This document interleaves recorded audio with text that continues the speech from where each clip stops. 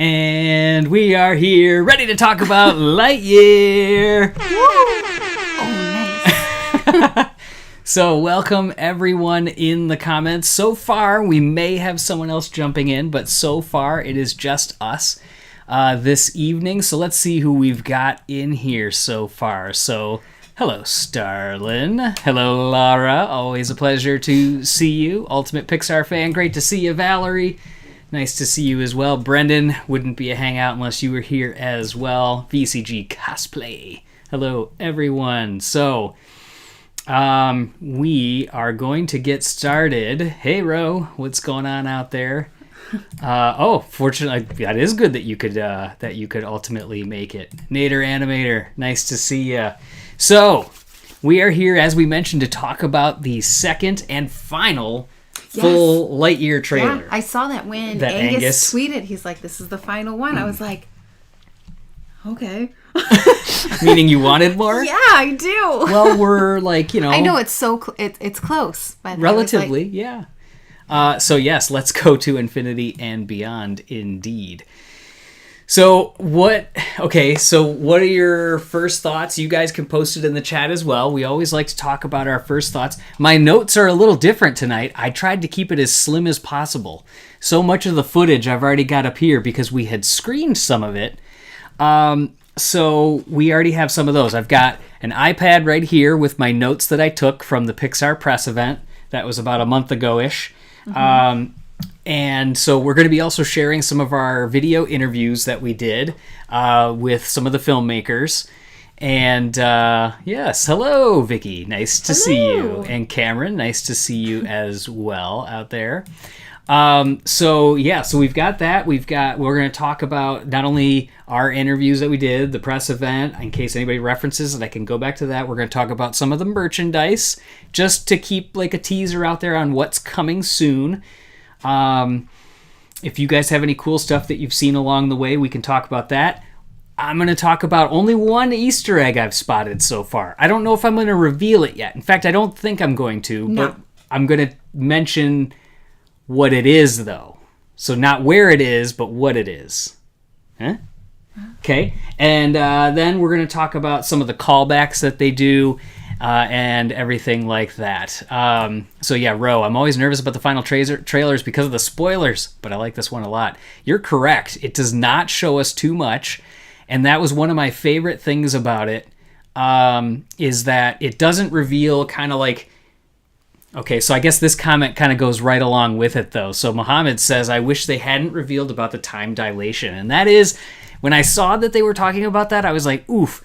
But I can still tell you that that's kind of like a good thing that they level set there. Because so many sci-fi movies kind of center around time travel, time dilation, those kind of things. But it was kind of good that they level set there, because now we know, like, so he's like in different times. There's going to be some... Especially when he was miscalling, like... Yes, yeah, when he said Alicia? Yeah. No, it's Izzy. Yeah. It'll be interesting to see where the movie progresses. We actually don't even know where it goes, but I can tell you that even though you know that, Mohammed, there is still a ton that is left. That is undiscovered. We still don't know what's going to happen with Zurg.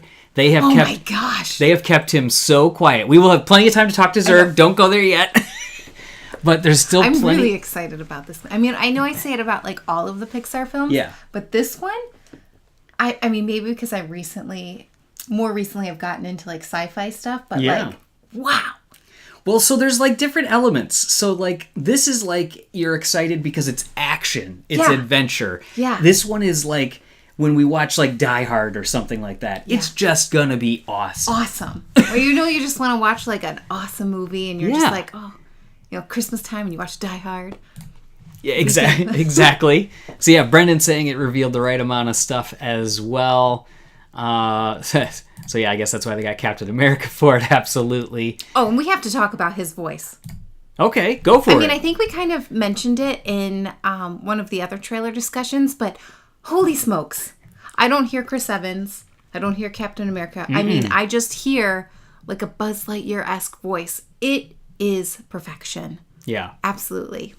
Yeah, it was great. I mean, it's one of those things that, like, and we'll talk about this too, they do a really good job, and I talked to Angus MacLean, the director, and Galen Sussman, the producer, about this. As I said, you guys did a really good job as far as level setting to let us know and remind us that we're in the Toy Story universe, but it's not that buzz, that it's not, that storyline. So what they do, and Angus touches on this too, is he's like, there are subtle callbacks at the beginning, but we don't want to overdo it where it's taking you out of the film or anything like that. So you'll see several of them right at the beginning. And should we play our little video? Yes. Okay, so I'll pull that up here. You'll see several of them that are somewhat familiar. And one of them is a callback to... Let me go to screen share, and then I will take it off of this and go to this. We just uploaded this to our YouTube channel as well, so check this out. So this is a way that the Pixar team is getting us familiar with the fact that we are in the Toy Story world, but it's not necessarily that world. So here's a quick little callback that happens. So watch the reflection inside Buzz's helmet. You see his eyes and his face there. Toy Story 2. All of a sudden you're like, well, that looks familiar. There's his face reflecting inside his helmet. And here's Lightyear. Look at that. Face reflecting in his helmet. So that is something that we noticed when we watched it the first time, when we saw the 30 minutes, but we couldn't really talk too much about it. I don't recall. If I did notice it, I didn't notice when it was if it was in the first trailer or anything like that. But so this is one of those things that, they did at the very beginning. You'll hear, when he's doing his, mission log, star date. When he's doing that, that's another one of those callbacks to let you comfortably know. That's in the trailer too. Yeah, that's in the trailer as well. So here's a fun fact. Don't peek at my notes. Look at the screen. I want to peek. In Lightyear, in this trailer, yes, he opens up his thing and he's doing his monologue and he says, mission log, star date. What's the number that he says? Mission log, star date. Does anybody know in the chat without looking it up? I'll give you a couple quick seconds here to see if you guys want to throw that in the chat out there. What? And then I'm also going to ask you what he says, what's the number he says in the first Toy Story when he does mission log, star date. So we'll see what comes up there. Is it a specific number that might be tied to something? I don't know. I don't think so, but, maybe. Like how many numbers? It's 4. And Ethan is guessing A113. That would be a pretty good guess, and that would be a pretty cool Easter egg if that was in the first one like that. I say... Gargantuan. Okay, all right. Just 3? No, it's 4 digits. So, anyways... 1986. You can guess... 1995. Oh, here we go. Did you really look this up, or did you happen to know this? You have to let us know, because either way... Excellent work, Laura. So, okay, and VCG Cosplay gets the second one here coming in. Oh, Seth Erskine thought it might be 1995, and that one would be a good one too, Toy Story 4872. That is close. But in the first Toy Story, VCG Cosplay got it when he says, oh, hang on, it went back up. Mission log, star date 4072. So that's Toy Story 1. And in this one, 3901. I have no idea what the difference is. Ultimate Pixar fan coming in with it. Oh, Starlin was 1 digit off. Oh, wow, and you did not look it up? Well, then you get yourself a Glockenspiel. Wow. I'm impressed. I know, that's amazing. Yeah. Look at this. All these people coming in with this. But... you had on the subtitles while I was watching. So, yeah, it helps lock it in a little bit more. 3901. So they're doing these subtle things that are reminding us. But Angus was very clear in saying that he doesn't want it to be something where we're getting those throughout the film. Like, that was actually a slight thing that kept coming on my mind in Finding Dory. Is, like, pretty late in the film, we're seeing the seagulls. Mine, mine, mine. Yeah. We're seeing that. And I'm like, wait a minute. Now I'm thinking about Finding Nemo. And he even said that about Easter eggs from other films. People were like, oh, there's got to be such great stuff in here from Star Wars and Aliens and all that other stuff. And he's like, well, first, Aliens is his favorite sci-fi film. But second, and there's a lot. That movie scared me as a child. well, obviously. I will never forget. That's the one that's like at the diner at the end, right? And the alien pops out of someone's stomach. Yeah. Yeah, that scarred me. I remember like well, my so the parents alien had, like, comes rented out. it. I don't even know what part of the movie. It's also parodied in Spaceballs. I know. Where he comes out, hello, my baby. Yeah. Hello, my darling. You're right. But that's the only part that I saw. And I remember like sneaking out of my room and coming downstairs and like kind of peeking over. And that's the part that I saw. And then I like went upstairs and I cried myself under the covers. Oh, yeah. Had all my stuffed animals It's protecting me. Creepy as all get out. I have never forgotten that. Creepy as all get out. I was very young. Yeah. So with that, he said, I'm very keen to realize that I don't want to remind someone of a better movie. So he's like, you're seeing this movie for the first time. Well, I like that too, because I don't want a movie that's just full of... Unless it's like a parody movie, like Spaceballs, like you just said. That's the only time I want to see all those callbacks. So I took issue with Mr. Angus a little bit here, Mr. McLean, when he was saying that, because he said, maybe we even relied on it or leaned too heavily into it for Toy Story 2. Because there are some very specific Toy Story and Star Wars references in Toy Story 2. The eye that comes out and sees him and he blasts it. Yeah. And then, he's going across, you are my father.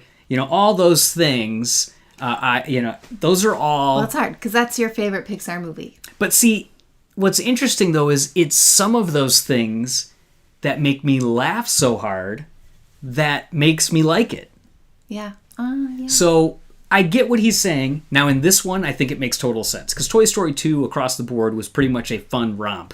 Mm-hmm. This is meant to be a new movie. Right. And it wouldn't have all these crazy other references. It was made in his mind. He doesn't say specifically. He doesn't lock it down. That it was made somewhere between, or it has the vibe of those movies, sci-fi movies from the 1970s to 1990s. Which is, that period that, he's talking about Back to the Future and all those other movies that are out there. So there's lots of great content from that era. And he didn't want to remind everybody that it's a better film, is how he put it. But I hope they reference the other space movie, WALL-E. So the other little thing that we'll throw right at the top here is that during the press event, they talked about the fact that Andrew Stanton, who has been like Mr. Silent over at Pixar, we haven't heard really anything from him, is the executive producer of this movie. And in some of the audience preview dialogue sessions, so after they have audience previews, sometimes they're in California, sometimes they're in Arizona, they're kind of all over the place. I gotta go to Joe real quick. Yeah, now we need a Spaceball style spoof of Lightyear to make this whole thing even more meta. Maybe there'll be what are they called? The bloopers at the end of this one. Ooh, I don't know. I'm just kidding. I don't think so, but so it would have been like a live action. Yeah. You know what I mean? So I'm not sure if you guys have info on this, but are they gonna have McDonald's toy line for this movie? So we had heard rumors that there was supposed to be one for Turning Red, but apparently that just went away as well. I totally think yes. Hey, Kevin. I mean, I would assume. I think that would be like actually a good idea for McDonald's. Oh, with this, absolutely. Yeah. Now the only thing is there are a ton of products out there. They would have to put out some. Holy smokes! The toys are awesome. Okay, so we're gonna save those for the end, though. Okay. I don't want to keep telling you not to talk about them because I know we want to talk about like Zurg and all that. But after I say this last thing about Stanton, we're gonna watch the. So okay. Oh, and thank you, Ultimate Pixar fan. You remind me of the Life Fish. It is. So yes, your voice sounds so familiar. Oh, really? Oh my god, I'm gonna have to hear. Yeah. Better talk. Um, So I'm going to nag you to cut the grass. She's got a really high voice, too. Can you do an impression? I don't remember the line. I don't either. Next time. So, okay, Stanton. So they do these audience previews where they do test screenings. If you get lucky enough to get into one of these, you sign your life away that says if you reveal or say anything, you're going to get in big trouble. You're going to get fined by Disney. Da-da-da. So after those, they take the notes that they get and they bring them back. And in that, all of a sudden, I started seeing pictures of Andrew Stanton that were in this. And I was like, wait a minute. So then so I'd already kind of like teed it up. And then they started talking about the fact that Galen mentioned it just kind of in passing, that he's a executive producer on this movie. And I was like, all right, we get to hear something from Stanton again. Yeah. So, anyways, what do you say we watch the trailer here? We're already 16 minutes into this thing. Let's watch the trailer together. Let me see if I can cue this up real quick. Let me go back to the old screen share. And I got to get this QuickTime out of here. And then back over here. You guys get to see all this fun stuff. We had a couple technical difficulties for a second. What are you talking about? I'm talking about our technical difficulties. I don't know what you are talking about. Okay, so let's start this. We'll watch along as we go.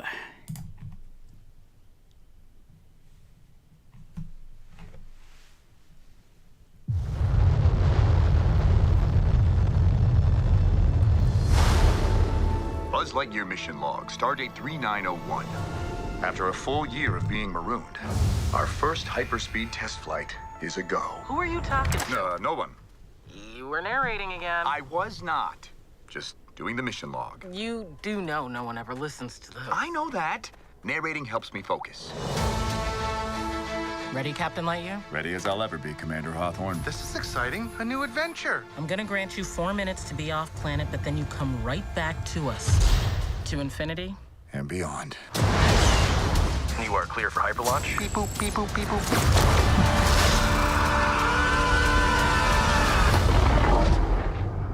Buzz, that was utterly terrifying, and I regret having joined you. Buzz Lightyear to Star Command. Come in, Star Command. Why don't they answer? Hey! Shh! The robots. The what? What is happening right now? Alicia? Oh no, that's my grandmother. But, Socks, how long were we gone? Meow, meow, meow, meow, meow. 62 years, 7 months, and 5 days. What? I hope you're ready for action, because all we needed was a pilot For what? to destroy the alien ship. I have a plan and I have a team. Darby can take any 3 things and make them explode.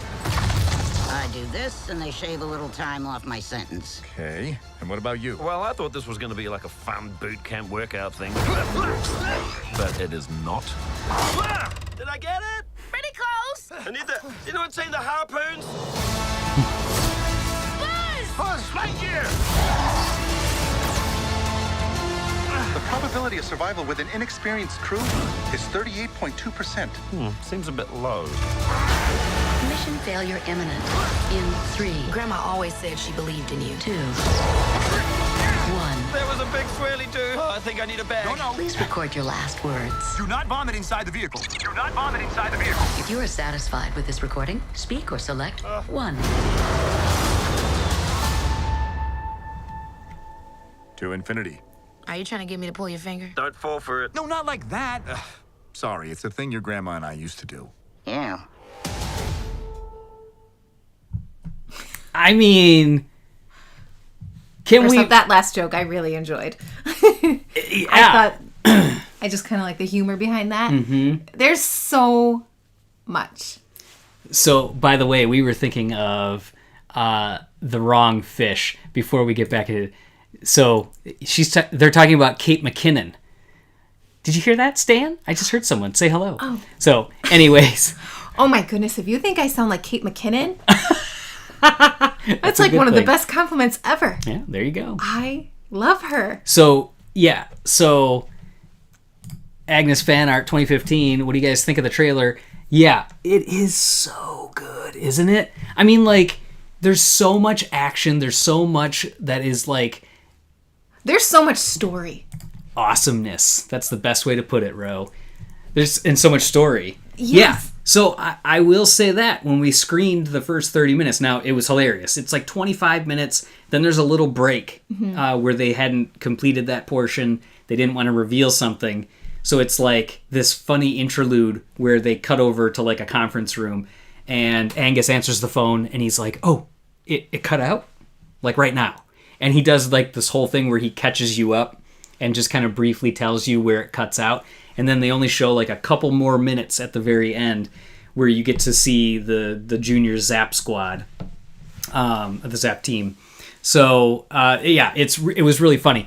Awesomeness. Awesomeness is making me think, and we wrote this in our post too, so sorry if you read that already, but if you haven't, go to pixarpost.com and it's the 8 awesome film facts about Lightyear. Yes. And that's the thing that Angus MacLane asked everybody, is when he would do his reviews and himself, he would say, is it awesome?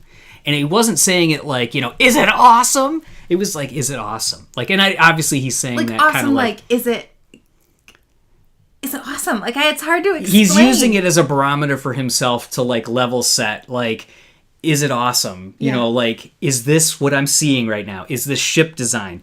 Is this scene as it's animated, as it's storyboarded, is it awesome? And he kept telling everybody, just make it awesome. Which the Legos come out on Sunday. Yes, the 24th, the Legos come out, and those are awesome. They are awesome. Those are awesome as well. Brickset did a great review, that website, and Angus retweeted it, of the XL15. Mm-hmm. And yeah, they give it kind of high nods out there. So yeah, the trailer, do we know the composer? Yes, it is Michael Giacchino. Mm-hmm. And so the music in the trailer is original. No, I don't think that's all original. But as far as the music, I can tell you that from what we watched, it's awesome. Like, there's one part specifically, which is tied to a screen cap. Hang on. Let's go back over to the old screen share here. We'll go to this. And so, like this one here. Oh, yes. This moment, when you guys see it, the music is so good. Like, this whole setup is so... It's awesome. It's awesome. It met the qualifications. It's awesome. It's fantastic. Yes. So it does... It's such a great adventure thing. It does It's awesome. It does a very, very good job at creating that, in that moment, a very Star Wars feel. It's a very... And I did it to Angus too, and I'm sure he was like, whatever. But I was like, it's like a suspense. Yeah. Building. Very Star Warsy in that moment. But yeah.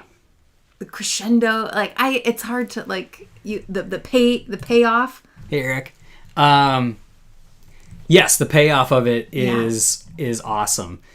So let's see, what else do we want to talk about here? Do we want to talk about, I saw that there was a mention of the poster, which, yeah, how awesome is this thing? Oh, so this is based on the concept art that Tim Evatt did, which is on the Art of Lightyear book, which hits digital shelves and stores on May 17th. Chances are you're going to have to order it. The last, like, Turning Red and Luca, they weren't even in our Barnes & Noble. We had to order them online, so that was kind of a bummer.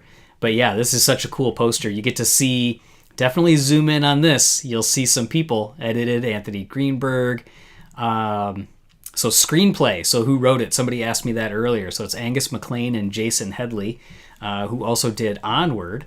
And then executive producers Andrew Stanton, Pete Docter. Music by Giacchino. Director of photography, Jeremy Lasky and Ian McGibbon. So yeah, lots of... story supervisor Dean Kelly. Yeah. I mean, Dean, I say this and We say this a ton. Okay, so I kind of go like, just because he's so good. He is so good. He's ridiculous good. Yeah. When you see his we boards, fangirl about a lot of these artists. yeah, And he's one of the ones that we really yeah. It geek out started. about. There's actually quite a few story artists too that we geek out about. Well, yeah, Especially you. Well, I mean, all of it. We geek out about a lot of them. Jason Headset? You mean Jason Headley? I assume that's a autocorrect there, Joe. That's a good one. I like it. You'll get a bicycle horn for that one. Thank you, autocorrect. And do you know Jason? Should we have him on the show? Can you make this connection? I see that Coco nod you did in there. Nice. So the poster was great based on that. I wanted to also just share this real quick, just so you guys could get a close-up look at his Star Command comm, SC comm that he's got here, and kind of how it compares to the first film. So they're close. They get the same idea. I like that they still have the triangle buttons up and down, but obviously they just made things a little more user-friendly. They moved the speaker over to the right-hand side because closer to him he wouldn't want to have it further away, the screen as it's analyzing things. But I mean, just look at the stinking detail on all this stuff. And when we talked to Fran Kalal about their tailoring and hard surface modeling in combination with the Pixar graphics team, she said it really pushed everything to the next level because they're having these moments where they're having the cloth underbody of Buzz's uniform that's underneath him on top, having this hard plastic surface that's on top of it that's very aged and it's like plasticky metal too. It's like metal. Exactly. And so she said at first it was kind of like popping out the sides, like the cloth underneath. And they had to do different things there. And then also for each one of the missions as they advance, and we write this in the post as well. So we know during the trailer here that for every... so hey, Josh, nice to see you out there as well. Glad you could join us. As we know, he's gone for 4 minutes, but that's really 4 years. And so each one of the missions, when Buzz is gone for those 4 years, they're advancing the technology. They're advancing the suits, and they're putting things forward. They're making them lighter, stronger, just like it is in real NASA development, like they did, because they met with a NASA team to go through and look at some of the history of space suit design and ship design and all that other kind of stuff. So, but the graphics team created an individual patch for each mission that Buzz goes on. And so like those had to be graphics and put onto and then created like gritty. A lot of times they do that kind of stuff, but she just basically said all three of those things in tandem together really pushed it a lot further than they have in the past. So if I'm not wrong, this Buzz will have a Hot Toys figure. That one is going to be incredible. Yeah, it will, if you got like $300. The Hot Toys ones are so good, but yeah, they're just... pricey. They're out of reach. They're like Zurg pulling me away with his go-go gadget arm.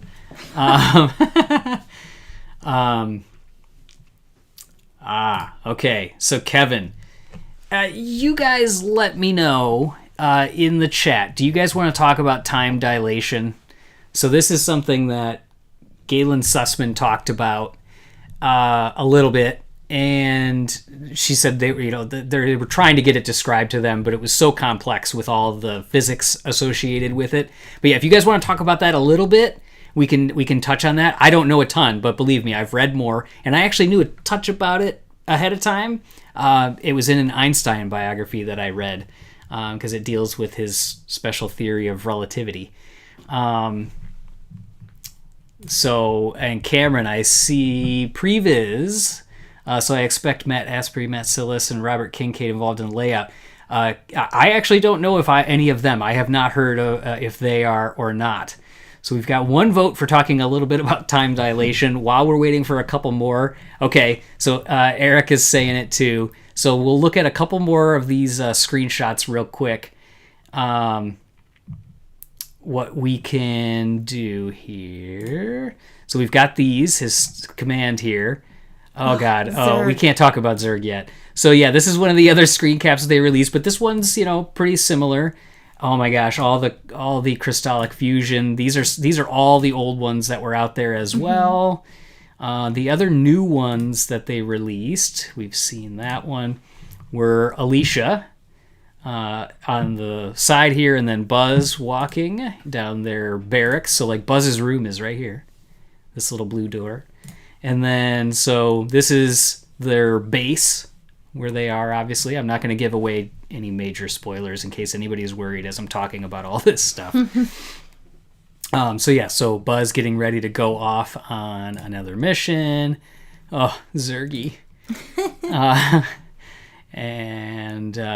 One thing that's cool here, Fran said on, like, as his suits developed, the magnets, there was a magnet that they would integrate into the back of the suit as well that would help him lock into position in his ship, because Greg Peltz, the set's art director, also talked about the fact that they at NASA researched a ton about what it's really like when you're going in a rocket launch, and they wanted to portray that, like, shakiness and unevenness and how you just feel through it. So when he's entering light speed, they tried to, like, bring in some of those elements that they learned. Kind of lock them into place. Yeah, and then so the magnet that's Is that integrated real in, space? I have no idea, but the magnet, it helps him stay centered in his seat as they develop. That's pretty cool, right? Makes sense, is it? Yeah, so in some of these things they don't even get into in the film, so that's why I'm saying it's not Story pertinent. Yeah, so Lara was delighted to discover that Dean Heason did character work. He's from Sheridan, class of 2011. Nice. If Zurg dies in this movie, I'm shouting to the cinemas, "See ya, Zurgy!" So if we could... So Kevin and a couple people said, if we can get, like, a quick... Okay, so as far as time dilation, so the special relativity basically talks about two objects moving at different speeds away from each other experience time at different rates. So, like, they took two atomic clocks, and I think he came up with this, if I remember. Now, again, this is, like, a long time ago I read this biography. But he was in a train, and I think he was saying, like, as he was moving through the train, he was thinking, hey, maybe I'm experiencing time different than the guy outside the train that's watching the train go while I'm speeding along at a very fast rate. So they did all these calculations, and they basically said once you start getting up to, like, really high speeds, like traveling at the speed of light or beyond, they started doing calculations with atomic clocks, and they basically said that if you're zooming one direction really fast, your perception and reality of time is actually somewhat different than other people's. Now, obviously, 4 minutes wouldn't be 4 years. Light speed, we don't know exactly how fast he's going. They're stretching that. We're talking seconds, minutes that they've been able to kind of, like, prove with some of this. But yeah, it's basically just saying objects moving fast enough, they may, and they talked about it with astronauts too, that they age a little differently, and some of that's gravity and those kind of things.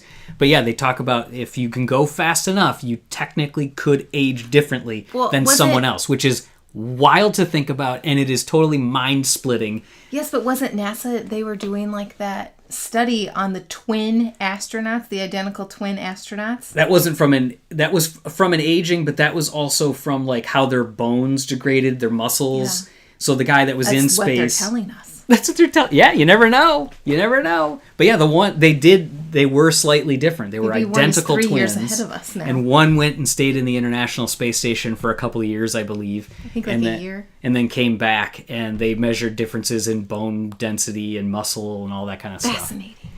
Yeah. So I could be completely butchering that, but... Sounds good to me.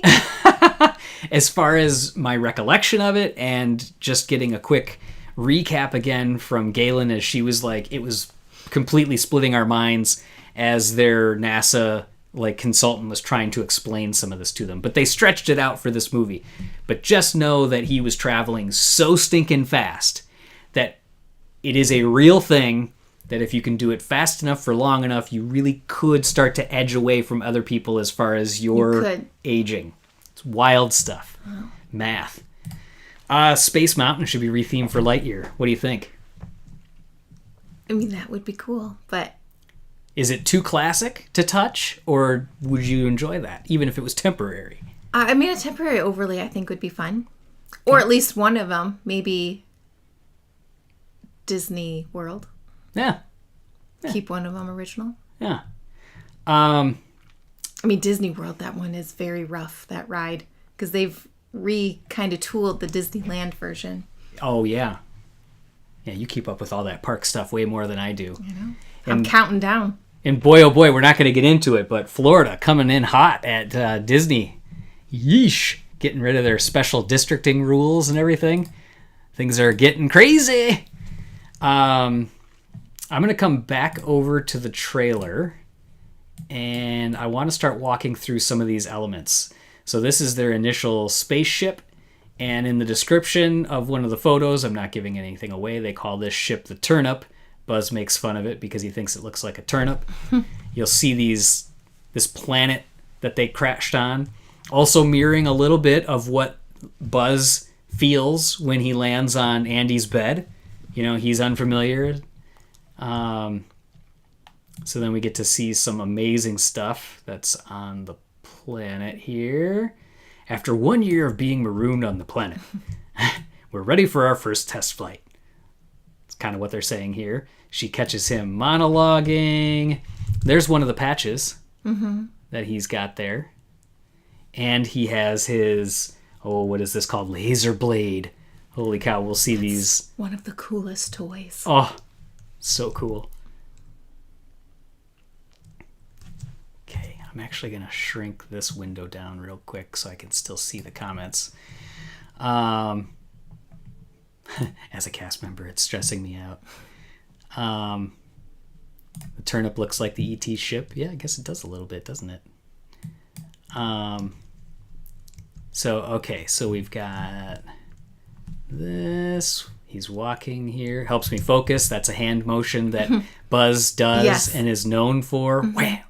And can we just... again, this stuff should not amaze me any longer, but it still does. When you look at how the light and patterns are warping behind his helmet, it shouldn't amaze me anymore. It's part of what they've got baked into the system, but boy, oh boy, that is so cool. How it just like warps things as he walks along there. Okay, so we've got Disney, Pixar. He's got his hand up here. There's another patch that he's got on his arm there. And we saw this spacesuit before. We've got socks. Oh, socks. So I'll wait till socks till we get to a different part here. But we saw this part in the other trailer, so he's going to blast off. You sly dog, you got me monologuing. Beep, boop, beep, boop, beep, boop. Okay, so yeah, so you can see some of those shaky elements here that I was kind of talking about as he's taking off and going. See just like the chaos of it. Yeah. And you can see he's traveling much faster than, than we would be, than even like a astronaut would be with the sci-fi elements of it. These things are so cool too. Okay, can't say anything about those. But yeah, so this was in the last trailer. I've regretted going with you. Okay, so yeah, so we've got him. He lands here. He's like, wait a minute, what is going on? Oh yeah, why don't they answer? So this is obviously another callback too, but this is a little bit later here as it comes. He's still concerned. Okay, we worried about this guy before. I love this move that he smashes him down and then like twists over and pushes his head. I need to know the animator that choreographed this because that is awesome and why they chose that move. Well, isn't that Izzy? I don't know. Actually, I didn't think about it. It probably check the number 42 here, but because she was saving him. Yeah. Oh, that's right. I remember Rose saying you weren't 100% on socks before, but he's growing on you. Well, hoo-hoo. And there you go. There's one of them. I won't talk about it, but you guys heard it here second.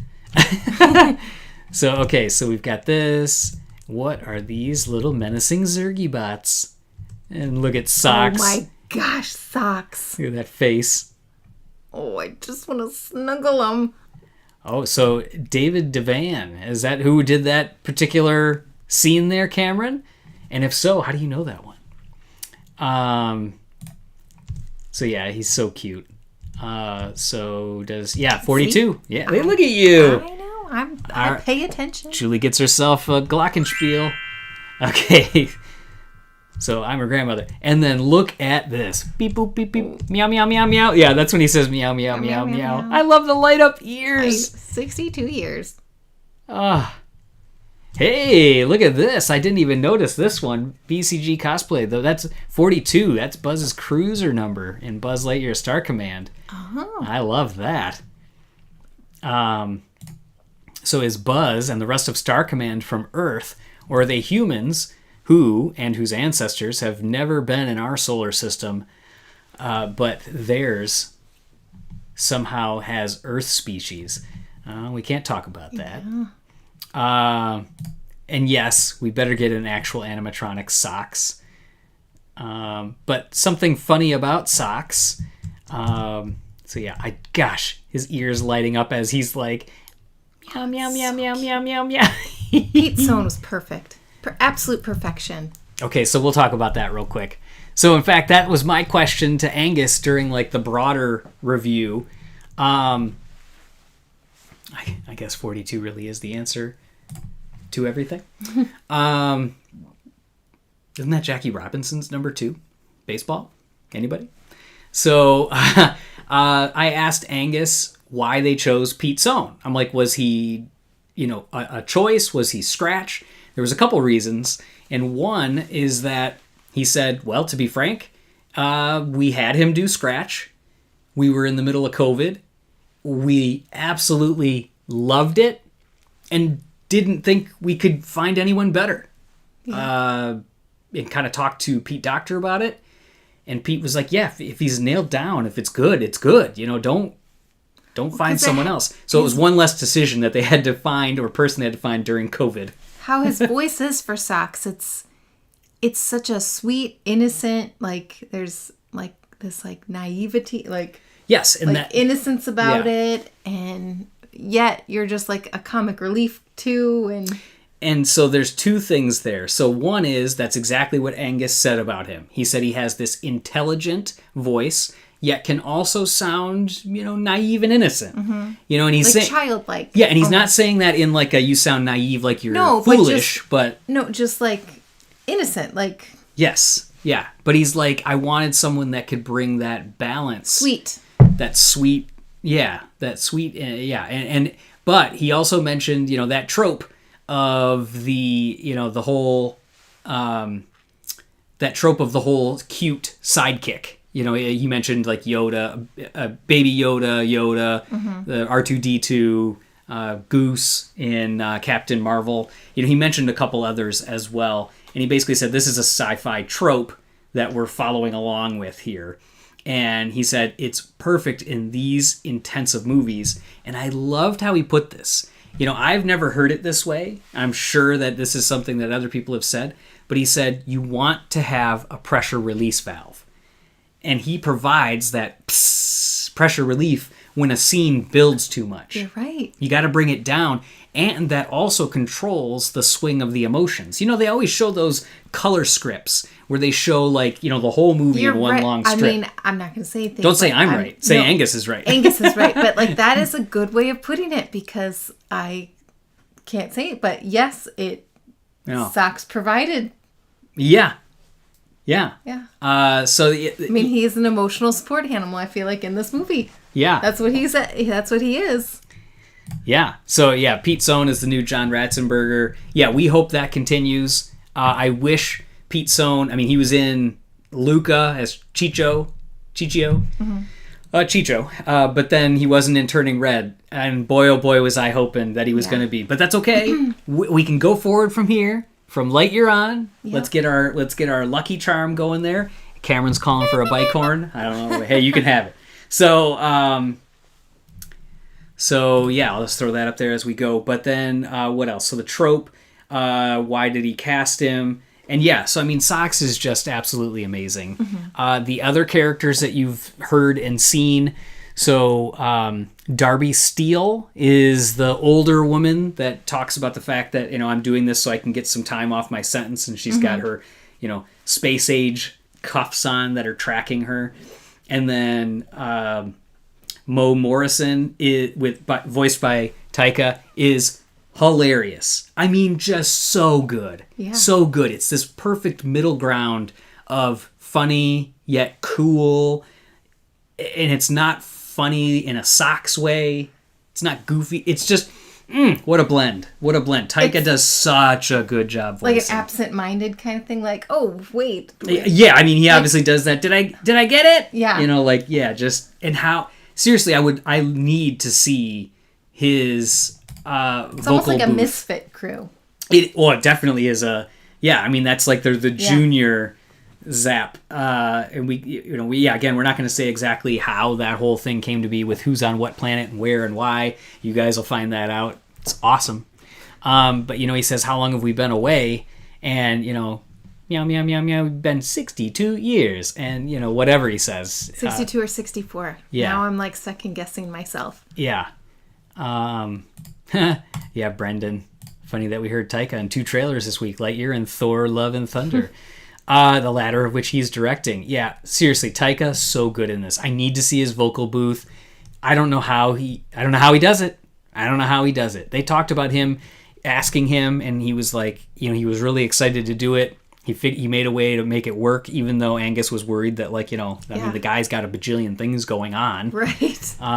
Between the Marvel projects and Star Wars projects and, everything like that. It's just, man, what a guy. What a guy.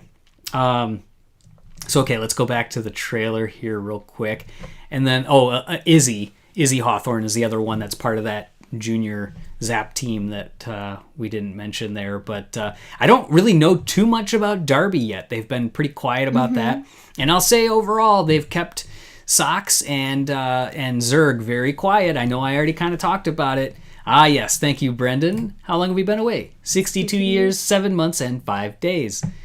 So, yeah, I wonder how old Buzz is in that timeline. Yeah, they didn't say for the portions that we saw, but you can imagine if 4 minutes is 4 years, they've had to do, multiple test flights. Some time passes. So, yeah, so it's, I don't know what else I was going to say about that. So let's just go back to the trailer and let's keep looking at different things here. Some time passage. What? This is their little Zap base. And this... I don't see it in that particular angle. There's another angle that we had seen that has the Armadillo ship that's back here. You can see that on our website. It's pretty cool. Look at that ship. Man. It's so ominous. And these things, I mean, seriously, like... The bulk, like the weight, you could feel the weight of them. Yeah. I mean, the lubrication these things would require to move... and keep them running without being like Tin Manning would be yeah.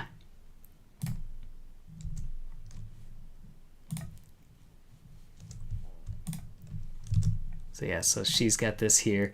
So Brendan, how would one calculate their age if they time travel far into the future and don't return to their original time? Well, I guess math word problem. Yeah, I will have to see if they answer some more of that.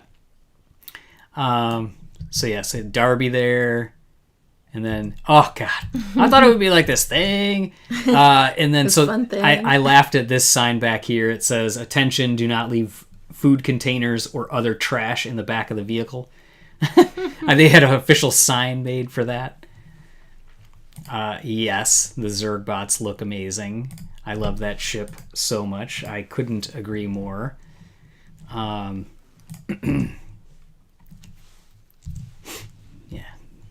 So yeah, it's just it's so gritty. It's so awesome. So, did I get it? Where's the harpoon? You know his name. Oh, here we go. Okay. There's that laser blade. Mm-hmm. Oh my goodness. That thing is so cool. Like the fact that in this we get to see Buzz use a laser blade and a blaster are way too cool. Oh, look at Socks. He's so cute.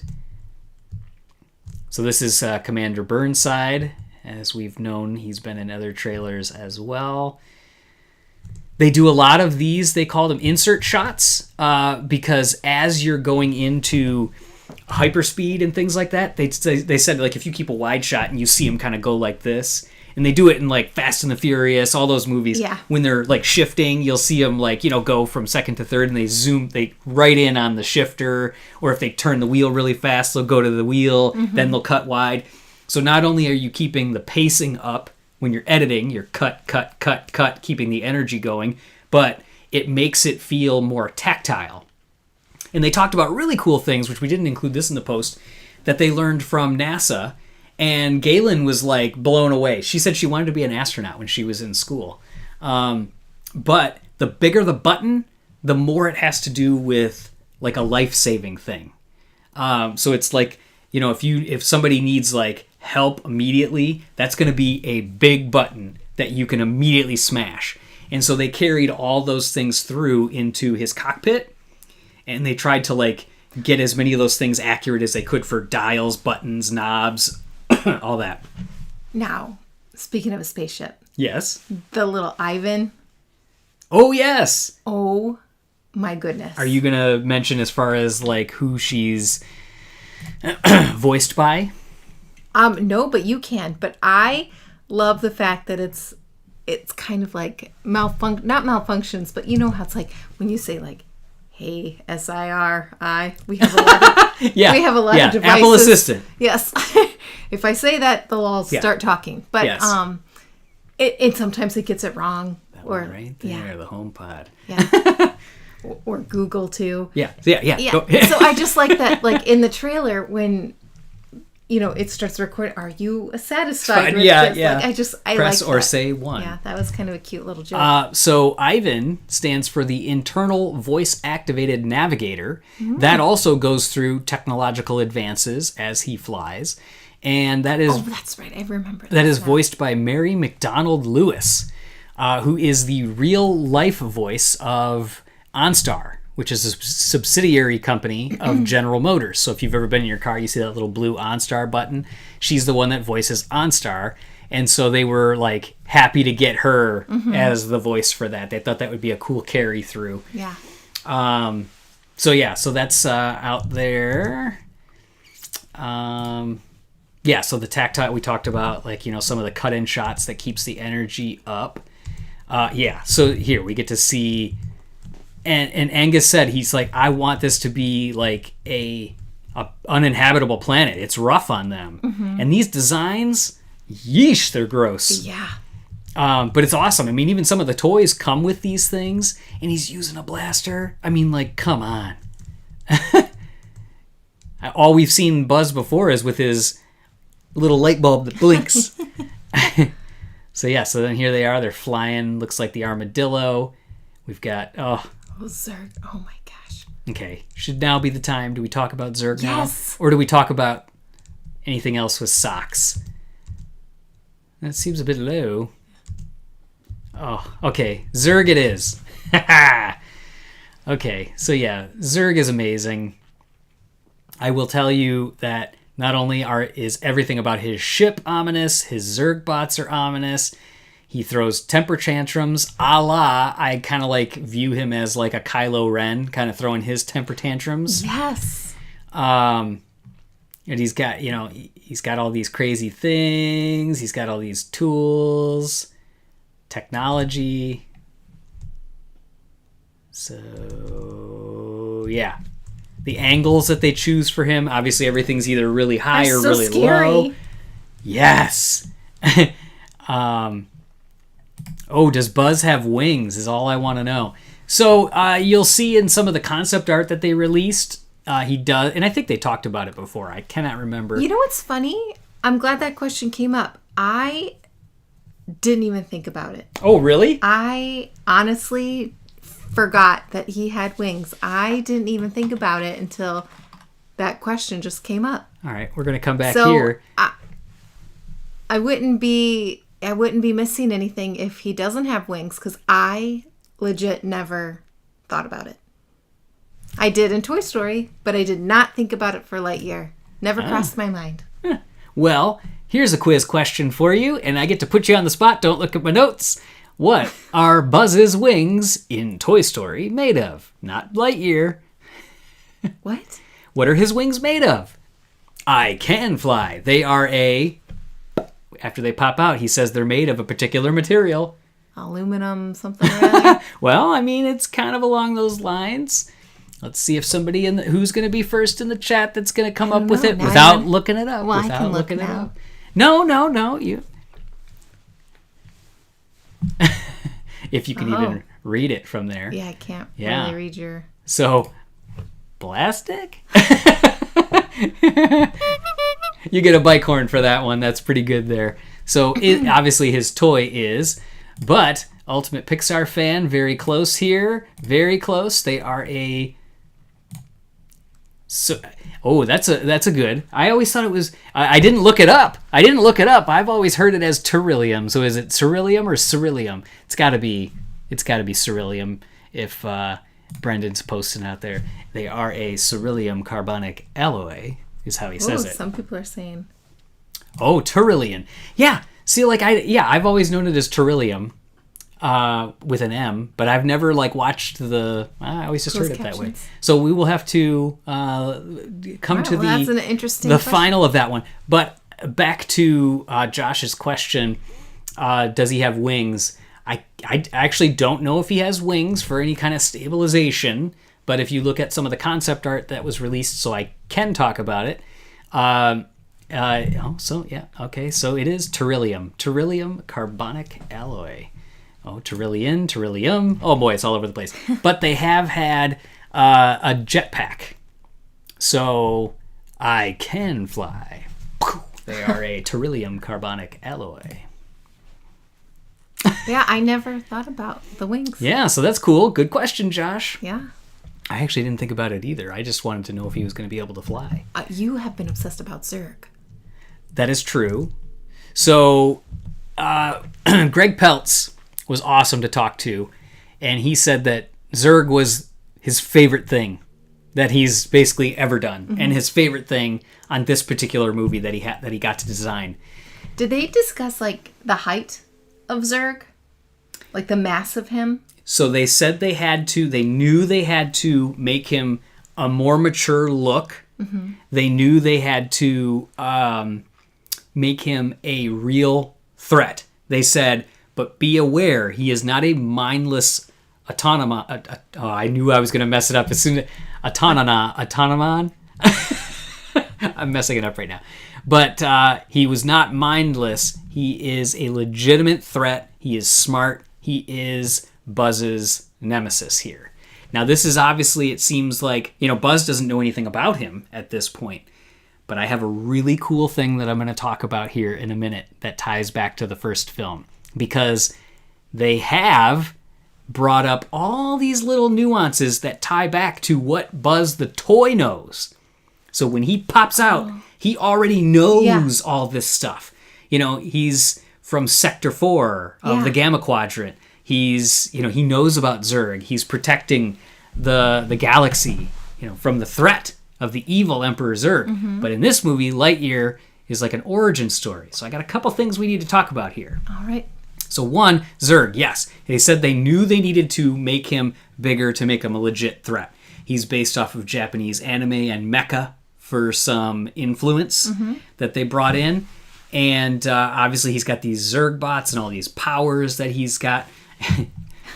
Automaton. So thank you, Automaton. I always, it's one of those ones rural. It's like when you go to say it, it's just a weird one. It kind of rolls around with marbles. So here's the thing. The threat of invasion. Yeah, so I'm just going to go ahead. So Zurg knows this stuff. So as I started watching Toy Story and taking notes on what he knows, listen to what he says to Woody after they're under the truck when they're fighting. He says, because of you, the security of this entire universe is in jeopardy. Right now. Tom Hanks, what are you talking about? Right now, poised at the edge of the galaxy, Emperor Zurg has been secretly building a weapon with the destructive capacity to annihilate an entire planet. I alone have information that reveals his weapon's only weakness. Was that Earth?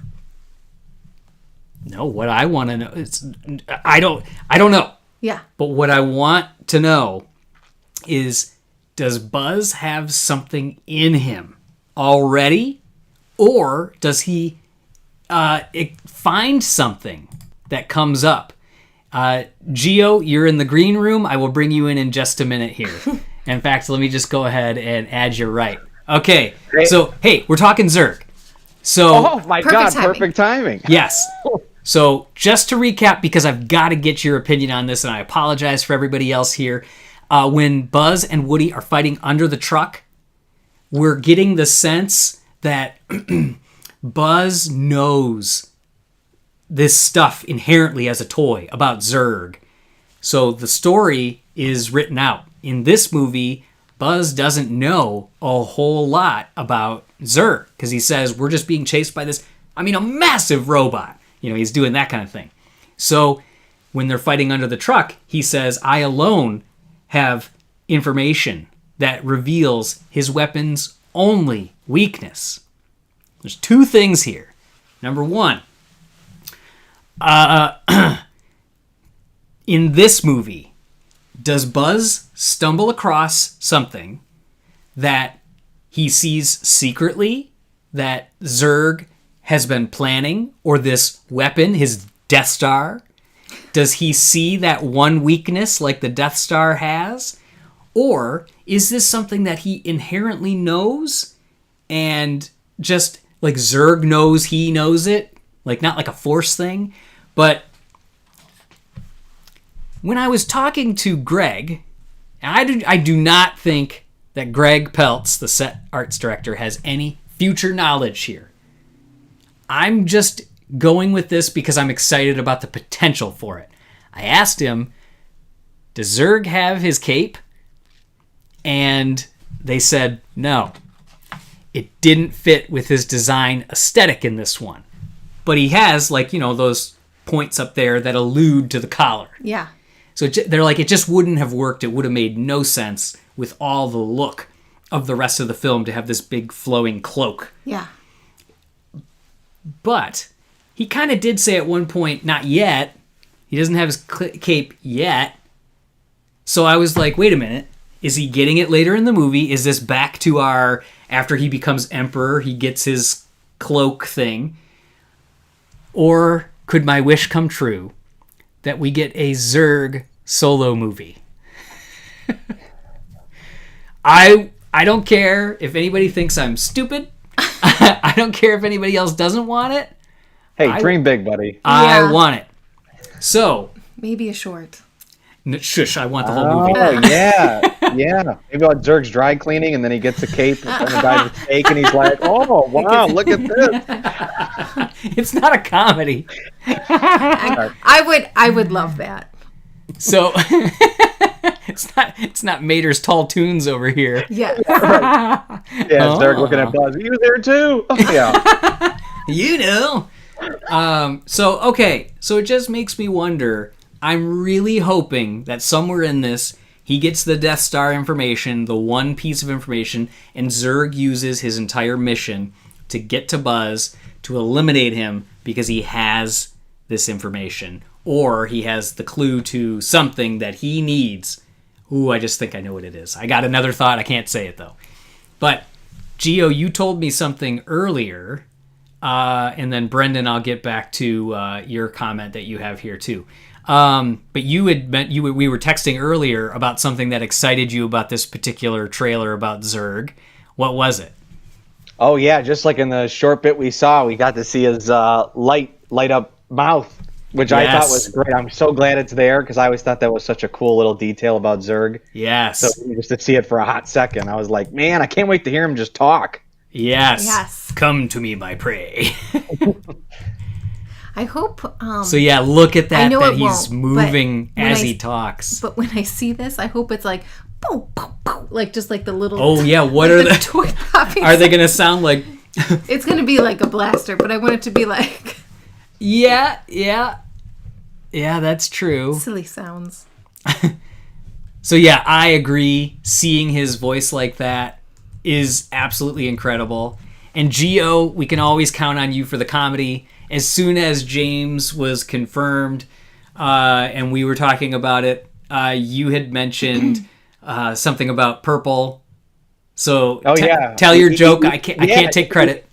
Oh yeah, just evil big purple people trying to take over the universe. It just runs in the family that people have to play that. The Brolin family, yeah. The Brolin family, yeah. Because of obviously Thanos with his brother voicing the other character, and now you've got another purple guy trying to take over the galaxy, the universe. So funny. That is funny. If there's one thing we can count on from Gio when he writes and directs his future movie,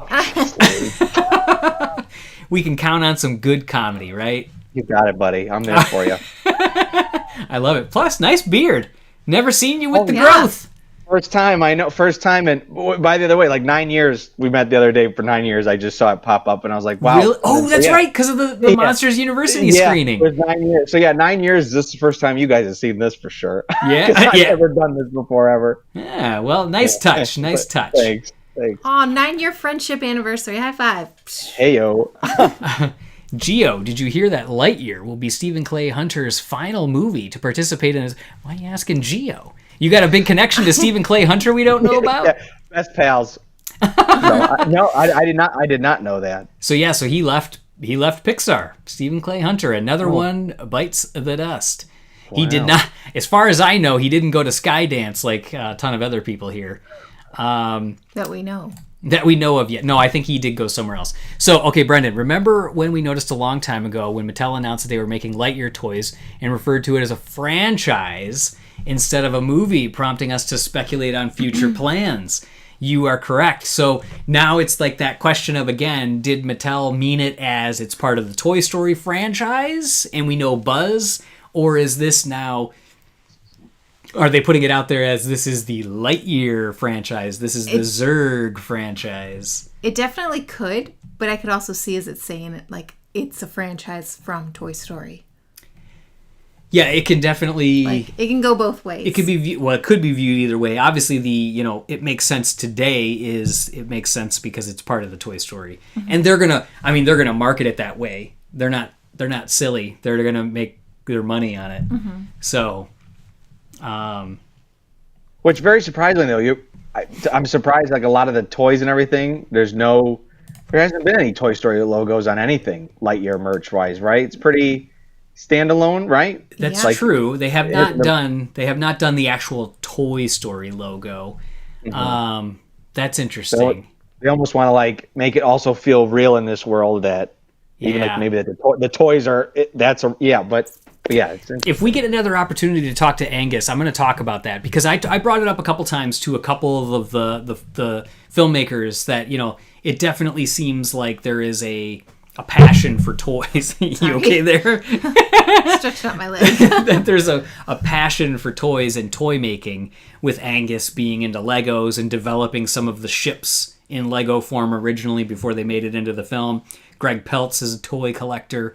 So I want to ask about that. Was that a conscious decision that Angus had a hand in at all, or anybody along the line?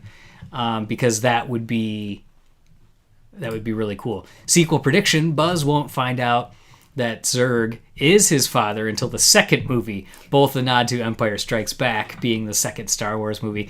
I don't know how they would have any connection there. That seems like that was a gag that it's almost like they're going to be like. They shot themselves in the foot with that one. They stuck their foot in their mouth with that one. I don't think they can never come back from that particular one. Did you get any of the toys, by the way? No. I haven't gotten anything yet. I really like those the Alpha series. Is that what it is? Yes, the Alpha series. That's like their like their more premium collection. Yes, I'm waiting for those for sure. Yeah. Yes. Yeah. I would love a Lightyear 2 already. I haven't even seen the first one, but I can tell you from what I've seen and from these trailers and from the music alone. Woohoo! Drew Taylor, our buddy, said it was aces. He called the soundtrack Aces. He's so 80s. I know. Yeah, he is. So, okay. Anything else that we have to talk about from Zurg's perspective? We've got his awesome blaster. We've got his menacing demeanor and shots, his design, the fact that he doesn't have his cape, but he might yet. I mean, don't do that to me, Greg. Now he's just leaving me hanging out there. I don't need the cape. Shush. I still stand by the fact that you could make a story point out of it that as he ages, he could get it. He gets chilly. And he gets chilly. Well, you know, the blood. Like a space cardigan. Where's my cape? I'm getting chilly. Oh, that's good. I just think about, as you get older, your blood slows down. It doesn't circulate as much. You get colder. Oh, his go-go gadget arm. What did you guys make of that thing? Like, oh, yeah. That kind of like... Is that from no, that was in the trailer? Yeah. Yes. Did I miss this? I saw it in the concept art, how he had that you guys posted, how he had that. Oh, what? Look at this thing. Like, first off, I love him. That is awesome. And he's Where obviously... was that picture on the toy, man? Yeah. And he's obviously, Eric saying he doesn't need the cape either. Get out of town. I'm just kidding. I feel like they need to add this on the Buzz Lightyear Space Ranger spin ride. This thing? The arm that just comes out and grabs you. Ooh, that could be cool. It grabs you. Or maybe it could spin your car. Yeah. But yeah, so and you notice Buzz is holding something here. So, he wants it back. Give me that. Oh yeah. Or he's just like, I could... power. The source of my power. So, okay, so then there was one more thing. We've got, look at this amazing control center too. Just how cool that is. We saw that in the last one, but man, he's so cool. Boop, boop, boop, boop, beep, boop, beep, boop. Was there anything else that was... God, laser blade. Okay, so he's, the go-go gadget arm.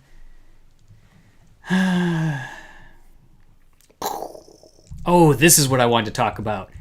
So Galen teased a fight in 0G. So if you want to know if Buzz has wings, wonder no longer, Josh. Yes. It's like 1 second. It's 1 second in the jetpack here as he gets his blasters. But what is Buzz blasting here? Because they make it seem like, oh, bye, Zurg. But he's obviously blasting something here. And you can see, like, there's this, like, like the energy, the force energy and all, like, the moisture and everything else that comes off of this, the heat, the gas that escapes. And then he goes flying off into space. You can see wings! Go back! Wings and jetpack! Ah, yes, there you go, Josh. So, teeny tiny wings. Wait, what's that from? Itty bitty. What's that from? Teeny tiny thing. Okay, so we got Alicia's statue, this flying apart, the Ivan message. Oh, Zurg's ship chasing after him here. At least I presume. Is that Zurg's? Is it purpley enough like in the toys? Yeah. Pew, pew. Oh, look at the clouds. Oh my god. Yeah, they look awesome. I mean, like, this movie, it looks legit, right? Mm-hmm. I mean, it looks so good. I can't even. All these different elements, from the lights to the darks. Okay, yeah, and we talked about this joke that, it's something I used to do with your mom. Ew. Your grandma. Thank you, Aladdin. Itty bitty living space. Thank you. And we've got a couple people that chimed in with it here. Oh, thank you for getting it. It's funny when you're reading comments, talking, thinking about what you're going to talk about next, thinking about, everything else, what your brain won't let you access. Okay, and then IMAX. Because you're so focused on one thing, your brain doesn't let you go over there. Okay, IMAX. So I talked to Jeremy Lasky about this. Your turn. Sorry, I was turning you. Okay. I was like, wait, why am I this way all of a sudden? IMAX, yes. So they had a dual pipeline. So as they were filming this, and this is something that it was a question that had come up there was 2 press events. We attended both.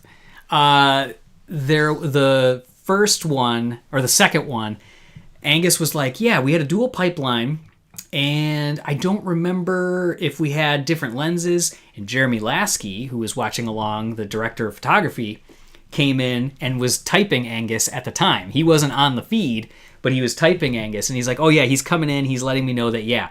So when they filmed it, they had a dual pipeline, so they could literally switch between the 2 different formats. The full, more square IMAX format, and they used a different lens when they filmed it in that format versus when they would film it in the regular theater anamorphic screen ratio. So they could flip between the 2. And now Jeremy said, and the one thing I wish I would have came back and asked is only 40% of the movie. And somebody put this in a comment on our site as well. They said they're doing what Inception director Gio help me.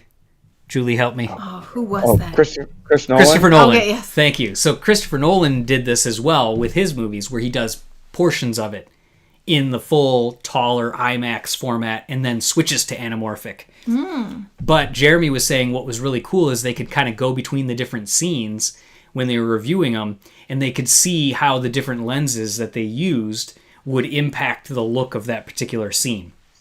And he was very careful to point out, you're not going to miss anything if you don't see this in IMAX. We are absolutely going to see it in IMAX because we're going to experience the full breadth of these different lenses. Right. And you're going to see different lens flares because of it. You're going to see different framing, obviously, because of it. But you're going to see different bends to it because of the different lenses. So you have to see it in the full format of IMAX and then see it again because we need to support this movie in theaters, or else Disney will give us some garbage where they're going to say, oh, we're going to continue this whole Disney Plus only thing. Now, I don't want to say this only garbage thing because Turning Red and Luca were breaking streaming records across the board. Turning Red was continuing to dominate and be the #1 streaming product movie over every platform, from Netflix to Disney Plus, so on and so forth. So I don't want to say that, but I want to show, because Disney's using these metrics that's saying family movies are struggling. They are. There wasn't that many out there. This one's going to be a little bit different because of the age range that it's targeting, but I don't care. Everybody needs to see this at least twice. That's what I'm putting out there. Everybody on this stream, we got you. You're going twice. Come with us. So yes, you do need to see it in IMAX. I am so ready for this in IMAX. Yes, Joe, you should come see it with us. Even though it would be a heck of a drive to come see an IMAX movie. Yeah, with the ship. What did I miss? I don't know. So yes, thank you, Doom Boogie, for coming back in. Oh no, we got our first thumbs down. I'm trailing. I got to keep the energy up. So yeah, it's Turning Red got so many streaming complaints they got to show it in theaters. Definitely seeing this multiple times. That's what I want to see. Osmosis. Yes, I'm already committed to see it at least twice in theaters. Once in IMAX, once in 3D. Aha! I'll drag my parents to it once. That is a good point. I'll tell you, one of the best things that I do is not often, but sometimes have seen these movies by myself as well. Like You do. when we saw Cars 3 in IMAX. Now, granted, there's like multiple IMAXs, so you guys got to look and see which one is the full-fledged IMAX theater near you. Gio, do you have an actual full-size IMAX theater near you? Yeah, I think the Burbank theater, which draws in a huge crowd, a ton of people go there. I think has that and has a big Dolby theater as well. Okay, yeah. So we have the full-fledged one, and then we have like the AMC theater that has the IMAX theater that's there, which is like the Dolby one, which is just slightly bigger, more accurate image. We went to go see a movie. Here's a fun fact about IMAX. We went to go see a movie and the power was out. We couldn't see it. Do you remember what movie that was? No. I remember that. We couldn't see it. We wanted to see it at that Dolby Atmos IMAX theater, and they wouldn't. We're like, the power's back on. And they're like, no, it takes hours to run the calibration. Wow, just to reboot it? on these projectors and everything. So we will not be showing this movie again today. And we were so bummed. I don't remember what it was. What it was either. But yeah, when we saw Cars 3, I literally went from... Was it Inception? No, that was 2010. You were out of town when I saw that. And I know, but when I got back? When you got back, yeah. No, but Christopher Nolan, yeah. The only movie that I've ever seen, Inception, that I literally was on the edge of my seat. And people are walking out around me of the theater, and I was slack-jawed, just staring at the screen, laughing. I was like, I couldn't believe what I had just watched. That movie is so good. So good. Christopher Nolan, I love you. So we are definitely seeing it in the full-fledged IMAX. We'll see it in 3D. Thank you for bringing that up. Bob Whitehill and his team at Pixar always do a great job with the stereo. And it'll be great to see what this one does with...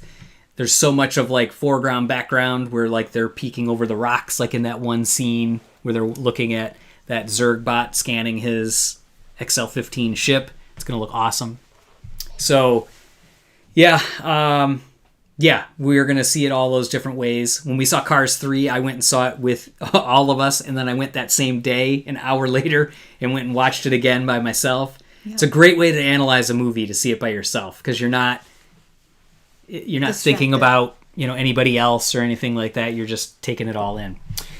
So, you want another bike horn? You got it. I'll just throw it in there. I don't know why, but okay. What else? I think we discussed everything. Gio, was there anything else? Now, you don't know what we obviously already talked about, but was there anything that you feel like is like top of the tops? You have to at least throw a nod out to it. Just the whole trailer. You are right. How this movie looks beautiful. I really can't get over it. We're like, we had a teaser, a trailer, and now this is the final trailer. Yes. And there's some shots I'm like, okay, we've seen this before, but I'm still in awe of a lot of them. Like even if it's like a similar shot, I'm like, dang, this looks so good. So now I think just really excited for Zerg. I think that's honestly what I'm excited for most. I really hope he delivers. And everything else. I know you guys probably went way in depth with the time jump thing and all that, but I'm really excited for that whole aspect of the movie too. I thought that it is such an awesome part of the film, and we don't even know the full impact of it ourselves, obviously only seeing a condensed portion of it. But man, oh man, it is so good. So is Dolby Atmos better than IMAX? It's different things. Dolby Atmos is specificity on color as well as audio. And all of Pixar's movies are created in Dolby formats. Dolby Vision, the first movie, I'm going to be mad at this, was Inside Out. And Dolby Atmos, the first movie, and we're not talking the first Pixar movie, we're talking about the first movie that premiered in Dolby Vision was Inside Out. And the first Dolby Atmos for sound was Brave. Which we were like traveling and we had to find like one of like the 7 theaters in the United States. We went to Chicago. It's just different. IMAX is a different, larger format. Dolby Atmos is based on color, and IMAX has color accuracy as well, but it's more like specific audio dialing in that they have to do. So yeah. So the look of it, I'm right there with you. Looks awesome. You looked at all the concept art that was out there. The Easter eggs we talked about at the beginning. Somebody may or may not have talked about one that calls back to Toy Story 2 that is in there. But I still have not seen any inkling of the Pixar ball, A113, the Pizza Planet truck. And I know our buddy Marco that has the Pizza Planet truck is chomping at the bit to find out where it is and not just a secret little thing hidden in the background. Yeah, I guess that's about it. Yeah. I mean, the toys are out there. They're phenomenal. There's the regular series. There's the Alpha series, as you talked about. There's the Laser Blade toy, which we are definitely getting. Mattel said they were going to be sending us some stuff, so we've been kind of holding off on picking up some things because we don't want to get duplicates. Oy. So we're waiting on some of these, but we've got so many more things to do, to look at. We're going to be sharing more insights from our press event that we talked about with Pixar. We're going to be... Gosh, there's going to be so much stuff coming up soon with all these. We've got the Turning Red Blu-ray that's coming out. And how cool is that, by the way, for people... The website's relaunching. Yeah. Podcast is coming back. Yeah. So for you guys, you've made it this far in our hangout. We'll share some more information, right? You guys are the true, real fans at this point. So we already passed... so Brendan is bringing this up. We'll come back to the Turning Red on digital here. So we've already passed our 10-year anniversary for Pixar Post. And it's such a bummer that we did not make the redesign of our website by that date. I've been working on this stinking thing for well over a year, 2 years almost. Taken him a really long time. So we have regular day jobs. We're working on the site. We're doing these kind of things. We're doing the press events, all these kind of things. Laura definitely has known about this. Laura's a good friend, so we talked to her about some of these things. But the end is coming. The end is super close. It's so close. I can literally see the light at the end of the tunnel now. It'll be worth the wait. It'll be worth it. See, now, what's funny, though, is Should be another week. We're going to do a full hangout. And if anybody... I mean, like, this will not have the numbers of these hangouts. And thank you, Joe. We were looking back at posts from 2012, Joe, and you were commenting on them. I mean, that is some legit staying power. So thank you, sir.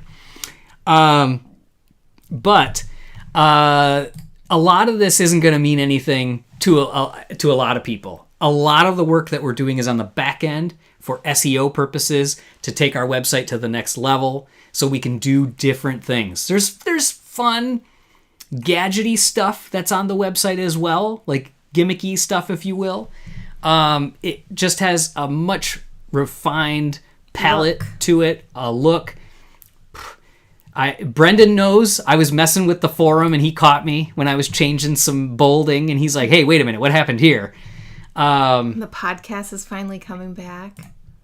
The podcast we're going to be bringing back as well. There's so much that is on the horizon, but we've really been kind of holding this 10-year thing until we launch this. We're going to hold a hangout, like I was saying. It's going to get into the nitty-gritty. I mean, I'm going to tell you guys why we're doing it, some of the funny things that came up. Like, we're talking like before Facebook had HTTPS. Like the secure, like whenever you log in, HTTPS is like everything now. It has that extra security certificate that's on a website. We're talking before that was even in place is when we started our website. So all of our links I'm updating, all of our videos, people post videos from years ago that were like, oh, that took that one down on YouTube. I'm re-finding another one, putting it back. He's done the whole thing. I haven't done anything. So there's been a ton. I'm doing a ton of work for SEO in the background so we can rank even higher. I don't even know how you do it all. Get more people to come to these. And then I told Gio this one when I was sharing it with him.